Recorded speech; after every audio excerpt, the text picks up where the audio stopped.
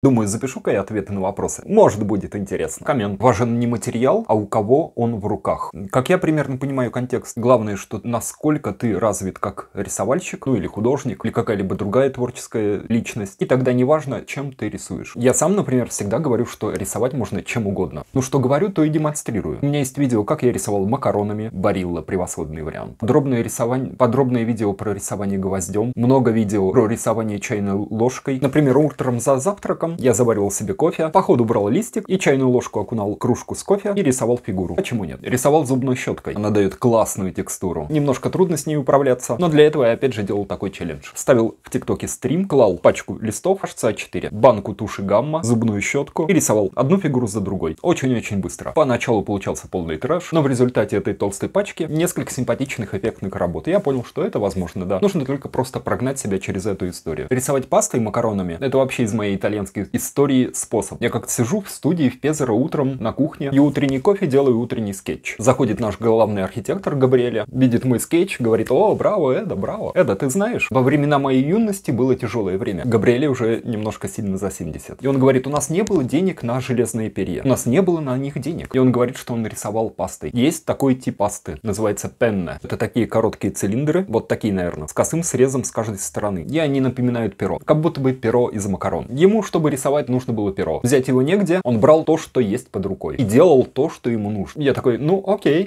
я хочу быть как ты, я буду делать то, что делаешь ты. Беру одну штучку, пенне, она короткая, и держать ее неудобно. Я думаю, нужно думать, что нужно делать. Беру несколько палочек для канапе. Одалживаю у дочки архитекторов резинку для волос. Ну тогда у меня была короткая прическа. Палочки для канапе засовываю в эту макаронину, обвязываю резинкой для волос. Завариваю новый кофе. Беру там где-то на кухне, кажется, какой-то лист оберточной бумаги. Ну, крафт. Ну и тут же рисую, что я думаю. А думаю я, тем более в Италии, только про симпатичных пупсиков. Ну и про камни, увы. В общем, пробую, тестирую, делаю скетч. Работает. Не то, что это прям удобно, но как бы можно. Если вот тебе нужно, то можно. Любую доску настройки берешь, что есть под рукой, тем рисуешь. Рассказываешь про рабочим, про особенности твоего проекта. Если вдруг кто-то не вчитывался в чертежи. Линером на стене рисуешь, показывая, как пойдет резьба. Скотчем рисуешь на стенах. Скотчем вылепляешь, прорабатывая пропорции оконных и дверных проемов, исходя из динамически меняющейся ситуации. Ну, в общем, рисовать можно чем угодно, на чем угодно. Но, если чуть отойти от прагматической истории, когда прямо тебе нужно, ты сделал, то хочется такую странную штуку, чтобы ты делал, а оно вдруг почему-то становилось лучше, чем ты технически можешь. Возможно ли такой поворот событий? То есть я делаю одно и то же, один инструмент делает это коряво, другой инструмент делает это ровно на моем уровне развития, а третий инструмент добавляет к моему умению еще какие-то штуки, которые мой конечный продукт делает круче, чем если бы я его сделал на каких-то простых материалах. Понимаете? Но вот такие штуки возможны. И они реально упираются в дорогие материалы, дорогие инструменты. Потому что эти инструменты вот могут сделать вам такую штуку. У вас технический уровень 1, окажется, что вы гораздо круче. Это используют все. Мое любимое перо звездочка делает так.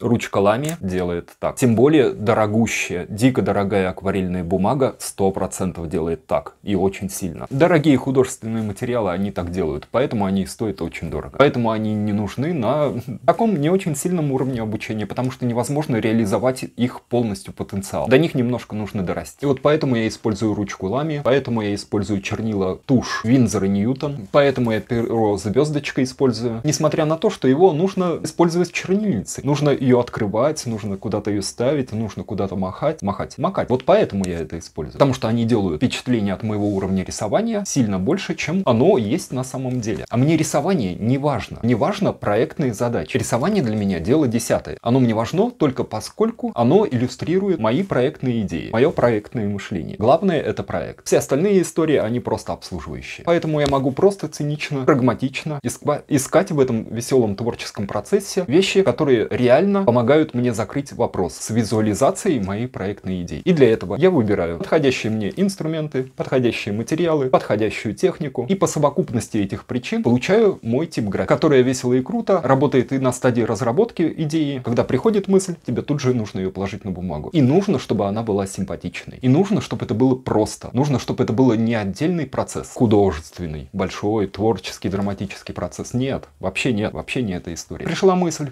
мысли, фрагмент идеи, положил его на бумагу, перешел к другой. И вот тогда мозг работает очень удобно, очень комфортно. И у тебя, если эта структура отработанная, полный скетчбук, забит симпатичными идеями. Ну вот как у меня. Каждая иллюстрация, маленькая небольшая иллюстрация в моем скетчбуке, это маленькая симпатичная идея, выраженная небольшим симпатичным образом. И в совокупности это все дает очень большую и классную импрессию. Да. Ну, кто видел мои скетчбуки, те понимают, о чем речь. Ну, у меня во многих видосах показаны мои скетчбуки. То есть, что говорю, то и делаю. Вот у меня такая схема, она рабочая. Поэтому, если она вам интересна, она вам симпатична, используйте. Уроки по моему типу рисования внизу в описании к видео. А вот здесь куча полезных видео про творческий процесс. И про художественные материалы, которые, как вы понимаете, важны. И там про всякие творческие затыки. Ну, в общем, актуальные для реально практикующих людей темы. Меня зовут Эдуард Кичигин. Итальянская школа скетчинга и быстрого рисунка.